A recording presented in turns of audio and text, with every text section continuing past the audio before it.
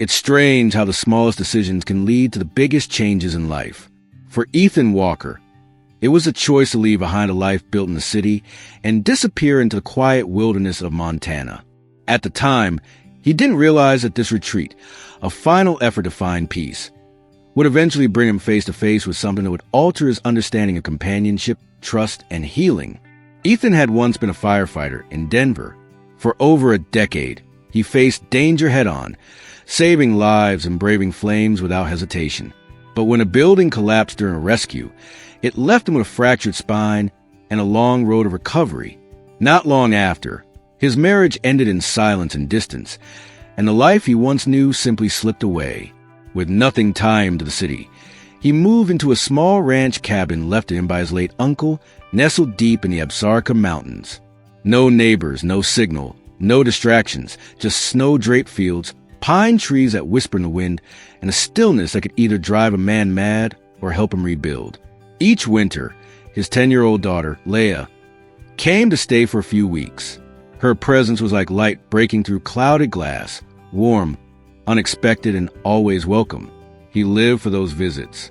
A week before her arrival, on an early January morning dusted in snow, Ethan bundled up and stepped outside to check the fencing along the edge of his property near the frozen river.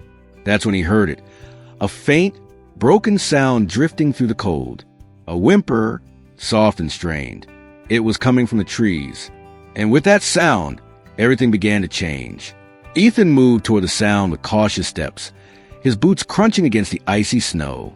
The air was bitter that morning, sharp enough to bite through layers, and the wind carried a kind of silence that only comes after a deep freeze. As he neared the river, the whimper grew louder, laced with desperation. Then he saw it. Near the center of the narrow, half-frozen river, a large dog was trapped, its hind legs submerged in the freezing current, its front paws clawing helplessly at the broken edge of ice. The animal was a German shepherd, soaked and trembling, its breath forming frantic silver clouds in the frigid air.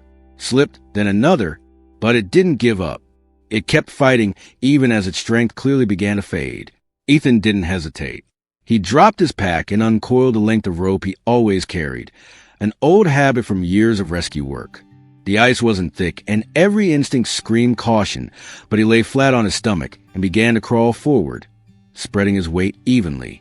His breath fogged his glasses as he moved inch by inch toward the animal, who was too exhausted to react, only lifting its eyes toward him, full of pain, but also trust. "Hang in there," Ethan muttered under his breath. When he reached throwing distance, he formed a loose loop at the end of the rope and tossed it gently toward the dog. The first try missed. The second grazed its neck. On the third, the loop caught. Slowly, carefully, Ethan began to pull. The ice creaked and moaned under the weight. Every second felt stretched into eternity. But finally, with one last tug and a desperate scramble, the dog slid out of the hole and collapsed onto the ice, motionless but breathing. Back at the cabin, Ethan moved quickly. He wrapped the shivering dog in thick towels, his fingers numb from the cold. The animal's body was stiff with shock, its fur caked with slush and mud, and its breathing came in shallow, uneven bursts. He placed it near the wood stove and adjusted the flame, careful not to overheat the creature too fast. For hours, he worked in silence, rubbing its limbs to restore circulation, cleaning the raw cuts along its back legs, checking for signs of frostbite. He found a shallow gash on one hind leg, likely from broken ice or a sharp rock. He cleaned it gently, applied antiseptic, and wrapped it in gauze. He didn't know if the dog would survive the night, but it did. By morning, the shepherd was still breathing, weak but steady, its eyes opened briefly when Ethan entered the room, tracking his movements with quiet alertness. There was something steady in that gaze, something that told him this dog wasn't wild. It had once belonged to someone. "You're not just some stray," Ethan murmured, pouring water into a bowl and setting it down. "You've seen things, haven't you?" The dog licked the water slowly, cautiously. That was a good sign. Over the next 2 days, Ethan did what he hadn't done. In years, he cared. Really cared. He talked to the dog while chopping wood. Let sleep by the fire at night. even cut an old flannel shirt into a sling to support its injured leg when it tried to stand. He began calling it Shadow because it followed him silently, watched him with dark, thoughtful eyes, and moved like a quiet echo. And for the first time in a long while, Ethan didn't feel so completely alone. By the end of the week, Shadow was walking again, slow at first with a limp, but steadier each day. The swelling in his leg had gone down, and he moved with a cautious dignity, never barking, never begging, simply watching. On Saturday morning, Leia arrived. She burst to the front door with snow still clinging to her boots, cheeks pink from the wind, and that familiar spark in her eyes. Ethan wrapped her in a hug, heart full in a way it hadn't been for months. But the reunion was brief. Leia's attention was quickly drawn to the large dog lying near the stove. "Dad," she whispered, "is that a wolf?" Ethan chuckled. "No, just a German shepherd. Found him on the river. Or he found me."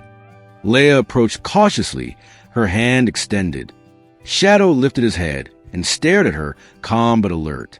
Then, as if sensing her softness, he nudged his nose into her palm. From that moment, the bond was sealed. They were inseparable. Leia named him Commander Shadow and made him follow her around the ranch like a loyal soldier. She taught him little tricks using leftover jerky, tied ribbons around his neck, and whispered secrets into his ear like he was a living diary. Ethan watched it all unfold with quiet awe.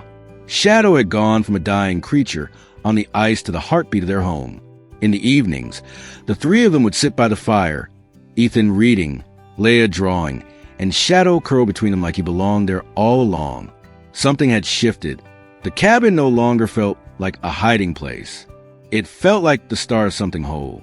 It was a few days into Leia's visit when the truck rolled up to Ethan had just finished mending a section of back fence when he heard the familiar growl of tires over gravel. He dusted the snow off his gloves and turned toward the cabin as a forest green pickup came into view, the official state park logo stamped on its door. Ranger Cole stepped out, tall and broad-shouldered, his face weathered by years in the field. He was one of the few people Ethan ever saw during the winter months, occasionally checking on isolated homes like his, especially after storms. "Morning, Ethan," Cole called out, his breath steaming in the crisp air. "Morning," Ethan replied. "Coffee's hot, if you've got a minute." Inside the cabin, Cole removed his gloves and accepted a steaming mug, eyeing Shadow with the weary look of a man who's learned never to assume. The dog sat beside Leia, calm and alert, ears perked but unmoving. "That him?" Cole asked after a moment. Ethan raised an eyebrow. "What do you mean?" "We've had reports," Cole said, voice steady but firm. "A large dog, possibly feral, spotted near properties across the valley. Livestock spooked, some folks nervous. They think it's a stray that's gone wild." Ethan felt something tighten in his chest. "He's not wild," he said flatly. "I pulled him out of the river last week. He's been with us ever since. Hasn't harmed a thing." Cole took a slow sip of coffee, never taking his eyes off Shadow. "Maybe not, but if it scares the wrong person, you know how these things go. People panic. Shoot first, ask later." There was a heavy pause. "I just want to give you a heads up," Cole added. "Keep him close. Don't let him wander." Ethan nodded, jaw tight. "Understood." Outside, Shadow's eyes followed the ranger until his truck disappeared down the road. He didn't growl. He didn't bark. But Ethan could feel it. The dog knew something had shifted, and so did he. The day was too perfect to stay indoors. The skies stretched wide and cloudless, a soft breeze. But Ethan's thoughts wouldn't settle. He kept replaying the moment Shadow lunged, the blur of motion, the sound of snarling teeth and snapping twigs. It wasn't just the danger that rattled him. It was the realization of how much he cared. About Leia, about Shadow, about all of it. He ran a hand through his hair and exhaled, slow and shaky. Maybe it was time to stop pretending he didn't need anyone. Outside, the wind howled against the window panes. But inside the little house, warmth pulsed in the stove and the quiet strength of a dog who had risked everything without hesitation. Ethan reached down, fingers brushing the thick fur behind Shadow's ears. The dog stirred but didn't wake. "You're more than just a dog," he whispered. "You're my anchor." He didn't focus on the injury. He focused on what came next. He had heard things in town that day, rumors, talk among ranchers.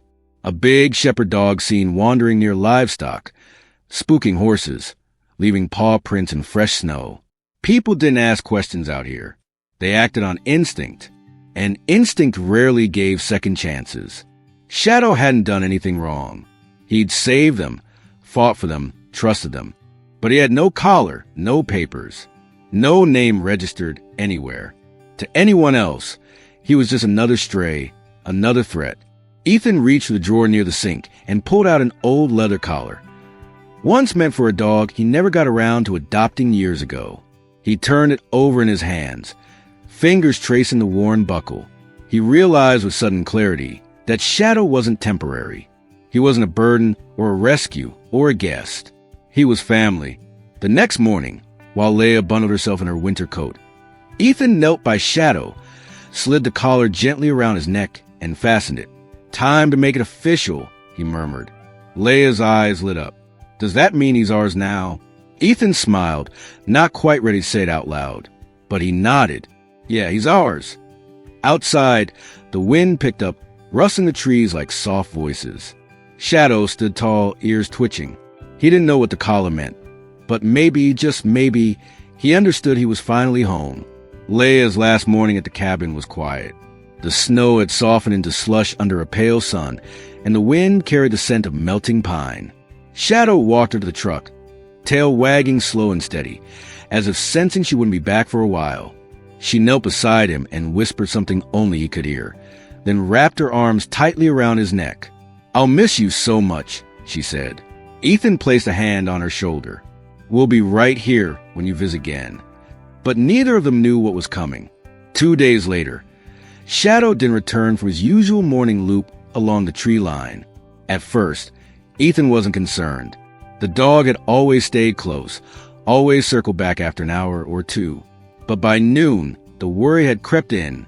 By dusk, he was walking the fence line with a flashlight, calling out into the trees. No prints, no broken fence, no blood, just absence. The days without Shadow felt longer than any Montana winter. Ethan caught himself setting down a second bowl at mealtime, glancing toward the door at every creak of the wind. The silence in the cabin wasn't peaceful anymore. It was hollow, echoing with absence, like something vital had been carved out of his life. He spent the next 2 days searching the backwoods, asking around town. Finally, at a gas station 20 miles south, an old man mentioned finding a big shepherd dog wandering the roadside. He'd taken it in, assuming it was lost. Ethan drove there the next morning. When he opened the gate to the man's yard, Shadow's ears perked up instantly. "One call, come on, boy." And the dog raced him, tail whipping like a flag in the wind. Ethan knelt down as Shadow pressed into his chest. "You made it home," he whispered. "I should have known you would." That night, back at the cabin, as firelight flickered and a familiar weight settled at his feet, Ethan understood something simple but profound. Shadow hadn't left. He'd just gotten a little lost, like all of us sometimes, before finding his way home. The months that followed slipped quietly into rhythm. Spring melted into summer. Leia came back that June, taller than before, full of stories from school, and ran straight to Shadow the moment she stepped out of the truck. He barreled toward her like no time had passed at all, knocking her backward into grass with a joy that was almost human. That summer, Ethan built a proper doghouse next to the porch, though Shadow still preferred sleeping by the fire inside. He registered him with the local vet, added a name tag to his collar, Shadow Walker. And though he didn't say aloud, something about giving the dog his last name made it all feel real. The neighbors got used to the sight of Shadow. No one mistook him for a stray anymore. He was a ranch dog now, silent, steady, watching everything with those calm, intelligent eyes. And Ethan, he changed too. He started going into town more, shared coffee with a ranger once a month, spoke to people without hurrying off. Sometimes he even smiled at strangers. The man who once disappeared into the woods was slowly returning. Not the same man, maybe, but one shaped by something quieter, truer. Every winter, when Leia returned for the holidays, the The three of them would walk the snowy fields together. Sometimes they'd stop by the edge of the river, now safely frozen over, and tell the story of the morning shadow came into their lives. Not everyone believed it.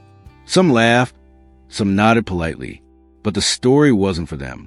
It was for Leia, for Ethan, for the warmth in their chests each time they told it. And on certain nights, when the wind howled through the trees and the fire crackled low, Shadow would lift his head, ears twitching, as if listening for something far away. Ethan would glance over, meet his eyes, and say quietly, "It's okay. You're home now." And Shadow would rest his head back down, content, steady, unshakably loyal, as if he'd never left at all. And sometimes, the ones we save end up saving us.